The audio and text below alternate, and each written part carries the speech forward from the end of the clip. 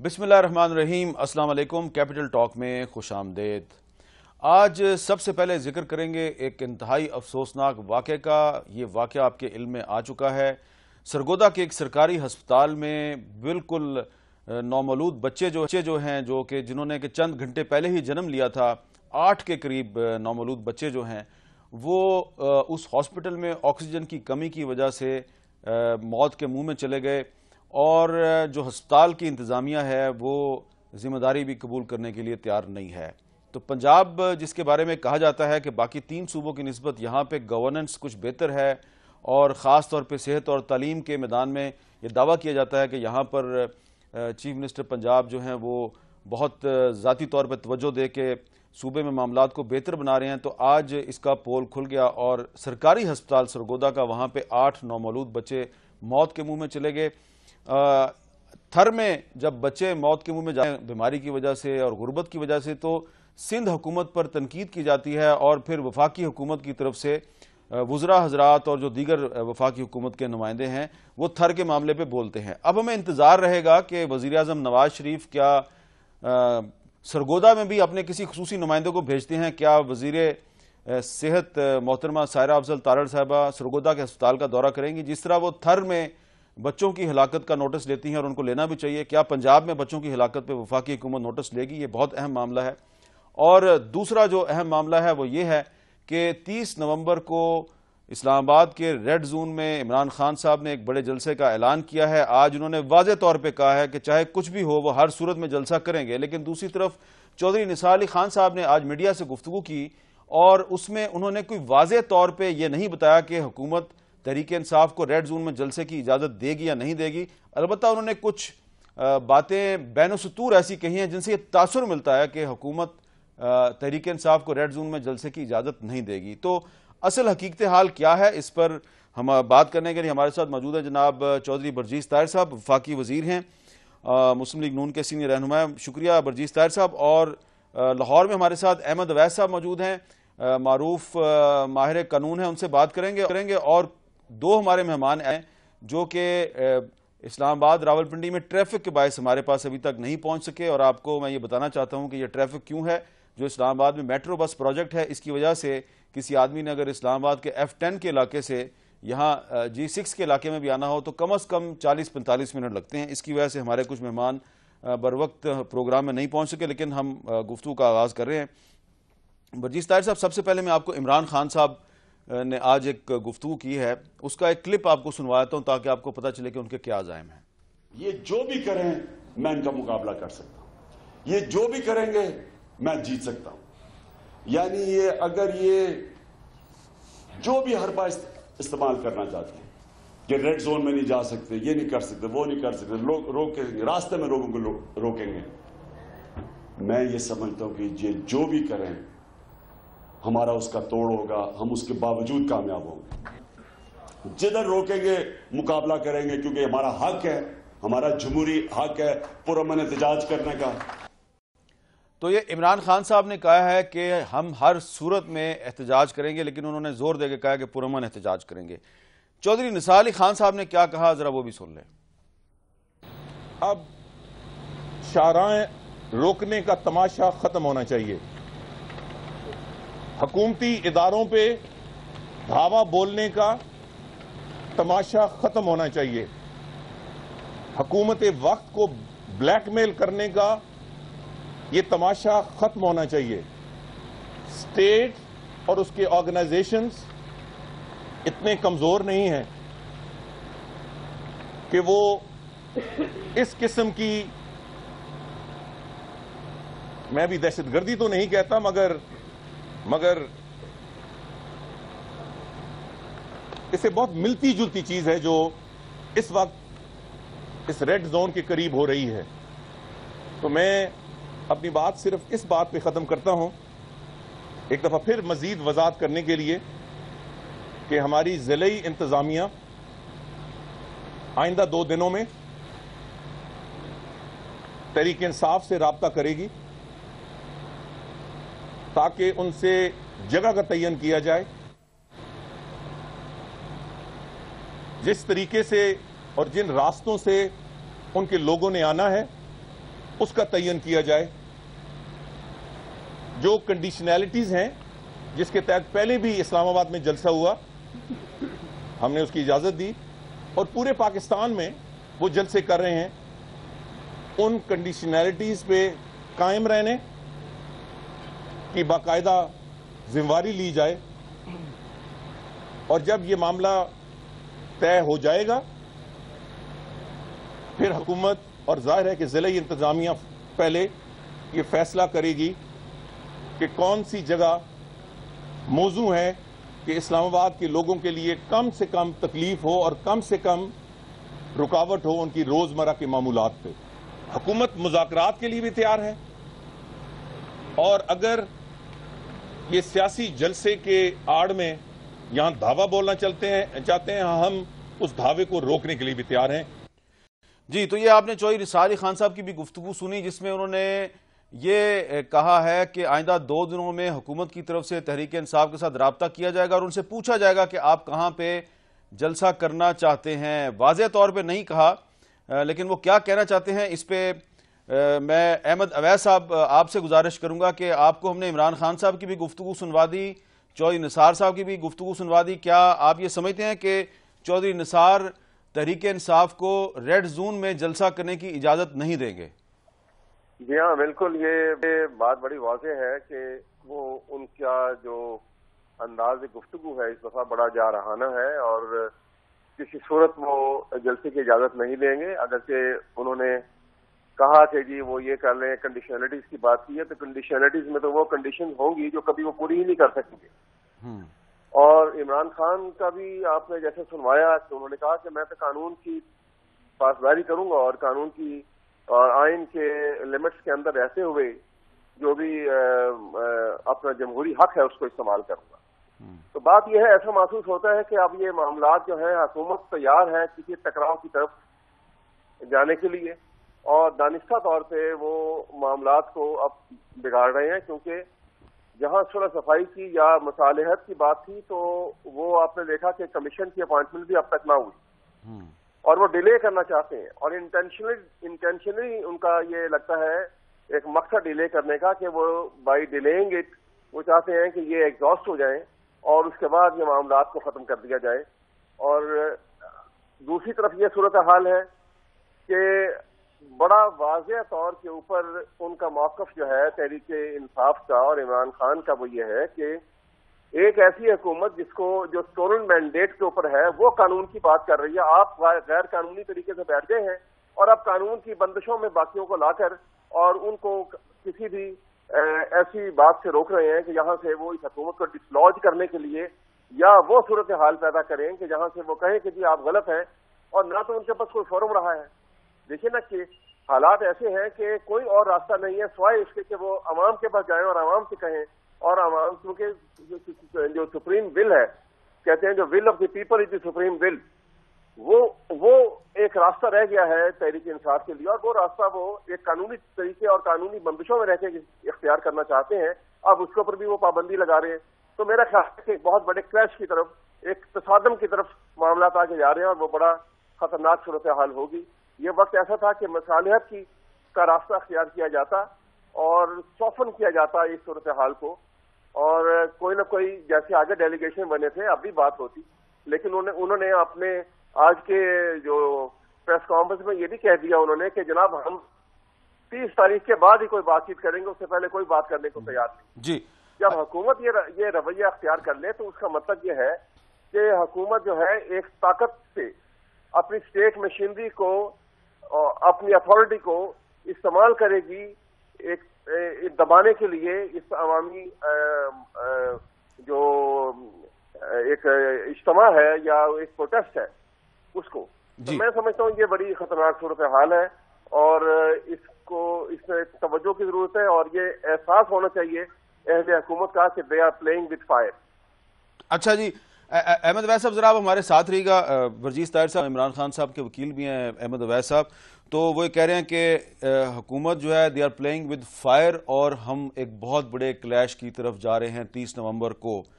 کیا اس کلیش کو آپ روکنے میں کوئی سنجیدہ ہیں؟ بسم اللہ الرحمن الرحیم. میر صاحب، مجھے احمد اویس صاحب جو کہ بڑے اچھے قانون دان ہیں، اور میں نے انہیں جب یہ صدر کا الیکشن لڑا تھا میں نے انہیں ووٹ بھی دیا تھا ہائی کورٹ بار کا. آج ان کی گفتگو سننے کے بعد مجھے تعجب ہوا کہ یہ ایک اچھے قانون دان ہونے کی حیثیت سے انہوں نے جو بات کی ہے وہ عمران خان صاحب کی پارٹی کے ایک کارکن کی حیثیت سے بات کی ہے. بہرحال یہ ان کی اپنی مرضی، لیکن آپ نے عمران خان صاحب کی جو آپ نے مجھے کلپ سنائے ہیں وہ کہتے ہیں میں مقابلہ کروں گا. میر صاحب، یہ مقابلہ ہم نے کیا ہے الیکشنوں میں. ان کو کوئی غلط فہمی ہے، دوبارہ جب کبھی الیکشن ہوں گے یہ کر لیں مقابلہ ہمارے ساتھ، ہم ان کو نہیں روکتے. لیکن سوال یہ ہے کہ یہ جو کچھ انہوں نے یہ جو کچھ کر رہے ہیں، جو کچھ یہ کرنا چاہتے ہیں، جو کچھ انہوں نے پچھلے 3 ماہ میں ریکارڈ قائم کیے ہیں، مجھے پاکستان کی تاریخ اٹھا کے دیکھ لیں، آج تک اس قسم کی ولگیرٹی کے جو ماحول آپ نے یہاں پہ دیکھے ہیں. میں نہیں سمجھتا کہ ہم سیاسی کارکن ہیں، ہم سیاسی جماعت ہیں، ہم مسلم لیگ نون کے لوگ ہیں. ہمیں پلیٹ میں رکھ کے کسی نے قومی اسمبلی کی سیٹیں نہیں دی. ہم باقاعدہ الیکشن لڑ کے مقابلہ کر کے ان سے آئے ہیں. اگر انہوں نے سیاست میں مقابلہ کرنا ہے تو میدان کھلا ہے. میدان میں جانے کے لیے بھی یہ تیار نہیں ہے. اگر انہوں نے جانا ہے تو یہاں استعفے بھی نہیں دیتے. اگر داندلی کا شور مچاتے ہیں تو پختونخوا کی حکومت سے استعفیٰ بھی نہیں دیتے. اچھا یہ بتائیں نا، 30 نومبر کو آپ ان کو ریڈ زون میں جلسے کی اجازت دے رہے ہیں یا نہیں دے رہے؟ میر صاحب، پہلی بات تو یہ ہے، ابھی احمد اویس صاحب کہہ رہے ہیں کہ وہ قانون کی جو ہے، ابھی انہوں نے اپنی بات سنی کہ عمران خان صاحب کہتے ہیں وہ قانون کی پابندی کریں گے. جی میں سمجھتا ہوں ہماری حکومت کا مشن ہی یہ ہے، آپ قانون کے دائرے میں رہتے ہوئے احتجاج کریں، قانون کے دائرے میں رہتے ہوئے آپ اپلیکیشن دیں، قانون کے دائرے میں رہتے ہوئے آپ اجازت مانگیں، کوئی جگہ فکس کریں. اسلام آباد کے لوگوں نے کیا گناہ کیا ہے کہ ان کو آپ خواہ سزا دے رہے ہیں؟ ٹھیک ہے، یہ آپ نے ایک اہم بات کی ہے. اس دوران ہمارے ساتھ ایئر مارشل شاہد لطیف صاحب کے لیے شکریہ. شاہد لطیف صاحب، آپ کے آنے سے پہلے میں بتا چکا ہوں کہ آپ کیوں لیٹ ہیں. لیکن احمد اویس صاحب، برجیز طاہر صاحب کہہ رہے ہیں کہ اگر تحریک انصاف حکومت سے یعنی اسلام آباد کی انتظامیہ سے رابطہ کرے اور ان کو بتائے کہ آپ نے کہاں جلسہ کرنا ہے اور قانون کے مطابق اگر آپ جلسہ کرنا چاہتے ہیں تو آپ کو اجازت مل جائے گی، تو کیا تحریک انصاف اسلام آباد کی ضلعی انتظامیہ سے رابطہ کرے گی؟ یہ تو میں یہاں آپ سے کہہ نہیں سکتا ہوں، اسلام آباد سے دور ہو اور یہی تو میں نے آپ سے بات کہ ایسی حکومت جو خود لا قانونیت قانون اقتدار سنبھال کے قانون دوسرے کو دبانا چاہتی ہے، تو معاملات اسی وجہ سے ہے کہ جب تک کسی کنسنسس سے یہ ایک ایسے مصالحتی رجحان سے جہاں مائنڈ سیٹ ہو کہ ہاں جی اس مسئلے کو بیٹھ کے حل کر لینا ہے، یہ اس کے بغیر جو یہ سلسلہ جو ہے نا جہاں پہ آپ بظاہر یہ شو کریں گے کہ ہم تو قانون کے اوپر بات کر رہے ہیں کہ جناب انتظامیہ سے بات کریں، فلاں سے بات کریں، وہ ایک لمبی لسٹ کنڈیشنلٹیز کے لے کے سامنے آ جائیں گے، وہ آپ پوری نہیں کر سکیں گے. اور وہ وہاں کے ڈی سی او صاحب کہہ دیں گے کہ جناب یہ دیکھیں گے کمشنر صاحب کی ہماری تو یہ باتیں پوری نہیں ہوئی ہیں، ہم آپ کو اجازت نہیں دے سکتے. اور اس کے بعد دیکھیں گے جب قانون کی اجازت نہیں دیتا تو پھر آپ جائیں جی تو آپ کو لائن دکھا دی جائے گی. تو اس طرح سے جہاں جس نہج کے وہ ایسے حل نہیں ہو سکتے. جی یہ معاملات جو ہے ان کو سلجھانے کے لیے آپ کو طریقہ کار بھی دوسرا اپنانا پڑتا ہے. وہ ایک مسئلے کے طریقہ حکومت کو ہمیشہ جو ہے وہ ایک سٹیپ نیچے آ کے بات کرنا ہوتی ہے، کیونکہ حکومت کے پاس ایک بڑی طاقت ہوتی ہے.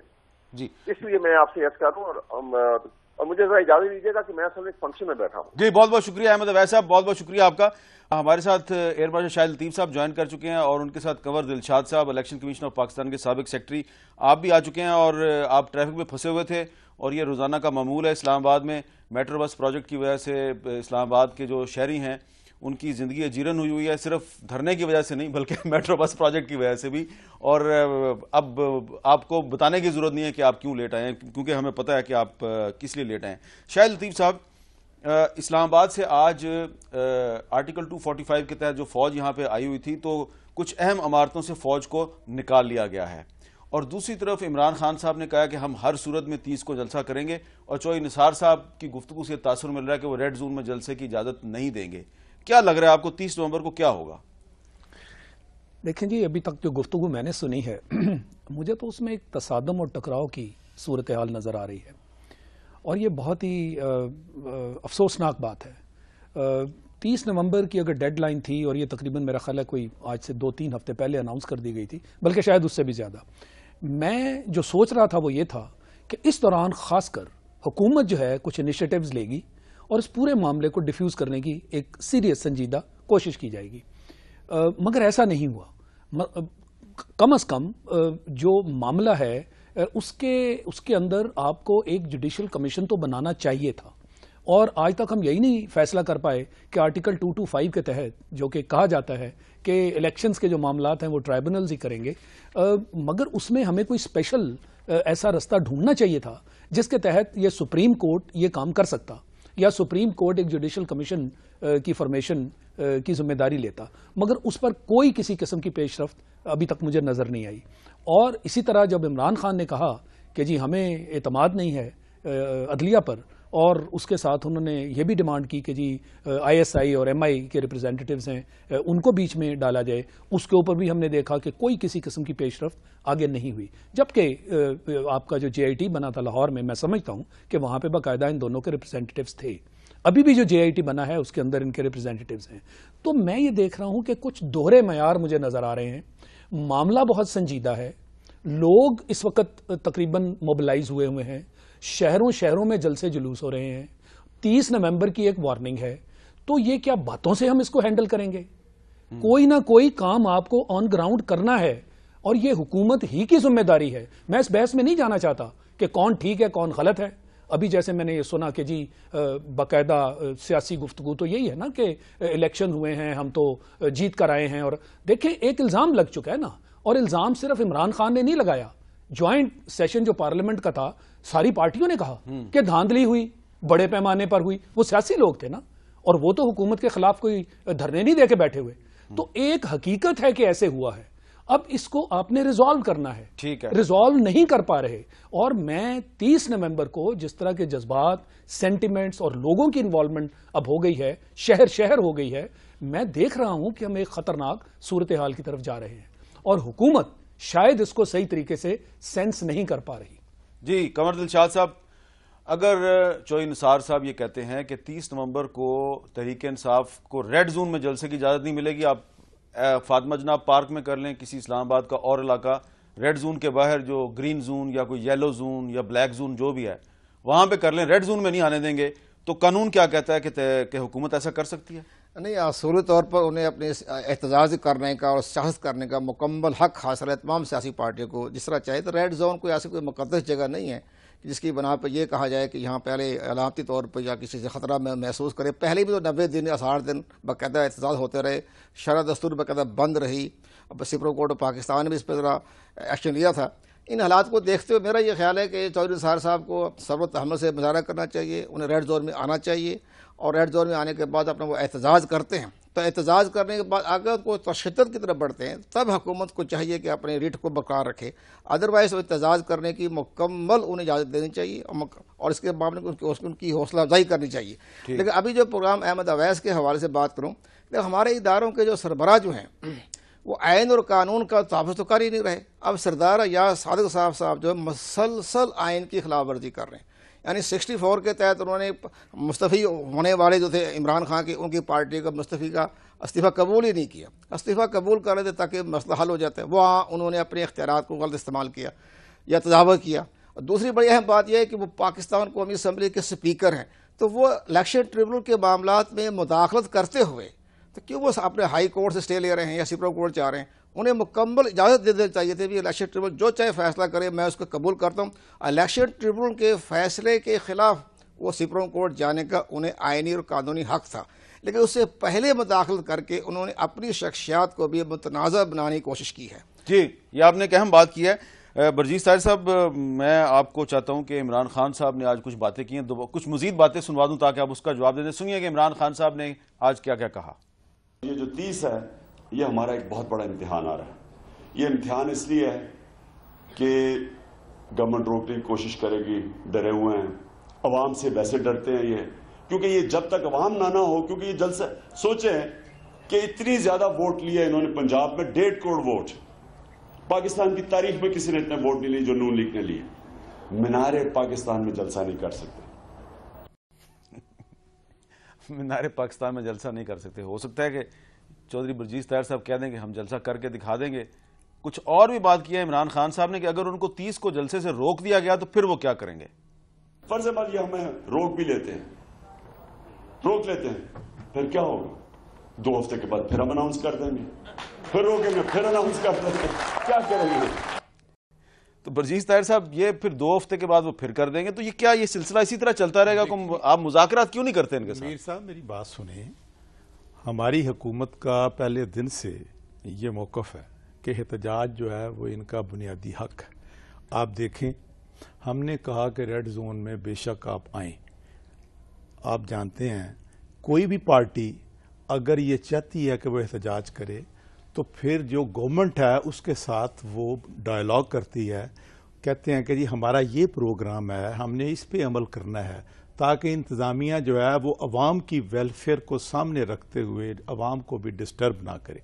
اب سوال یہ پیدا ہوتا ہے کہ وہ کہتے ہیں میں نے مقابلہ کرنا ہے, وہ ڈٹرمنڈ ہیں کہ میں نے مقابلہ کرنا ہے. ان کی نیت یہ ہے ہی نہیں کہ میں اپنے آپ کو بطور پولیٹیکل ورکر میں عوام کی عدالت میں لے کے جاؤں. عوام الیکٹ کریں تو ٹھیک ہے, وہ سمجھتے ہیں کہ اگر وہ ہار گئے ہیں تو ان کے ساتھ دھاندلی ہوئی ہے, پختونخوا میں وہ جیت گئے ہیں تو ان کے ساتھ انصاف ہوا ہے. دیکھیں میر صاحب, بات یہ ہے ہم اب بھی ان کو احتجاج سے نہیں روکتے. ہم نے پہلے بھی کہا ہے کہ وہ ڈسٹرکٹ گورنمنٹ کو جو پراپر طریقہ ہے اس طریقے سے ان کے ساتھ ڈسکس کریں, پروگرام بنائیں, کدھر جانا چاہتے ہیں, کتنے دن رہنا چاہتے ہیں, ہم ان کے لیے انتظام کریں. ہم نے اس سے پہلے بھی اگر وہ آئے تھے تو ہم نے ان کے راستے میں, لیکن آپ ان کو ریڈ زون میں جلسے کی اجازت نہیں دیں گے. لیکن جہاں تک ریڈ زون کا تعلق ہے, میں اپنے بھائی سے قمر دلشاد صاحب کا بے حد احترام کرتا ہوں. ماشاءاللہ الیکشن کمیشن میں بڑی انہوں نے زندگی گزاری ہے. ان کو پتہ ہے کہ جتنے دن بھی آپ یہاں رہے ہیں ریڈ زون میں کوئی شخص نہیں آ سکتا تھا 1960 سے لے کر آج تک.